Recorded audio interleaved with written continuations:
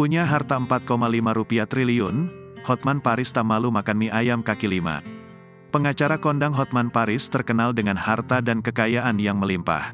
Terkenal sebagai pengacara para artis, Hotman Paris tentu memiliki tarif yang fantastis. Keberhasilan Hotman Paris sebagai pengacara kondang menjadi sumber kekayaannya yang utama. Bahkan dikabarkan harta kekayaannya mencapai 4,5 triliun rupiah.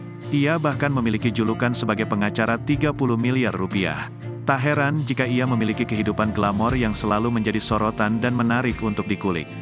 Namun meski kaya raya, ternyata Hotman Paris juga dikenal rendah hati dan tidak sombong.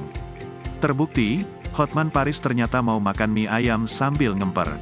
Bukan di restoran berkelas atau klub malam, Hotman Paris menikmati mie ayam sambil ngemper di depan Pengadilan Negeri Jakarta Barat.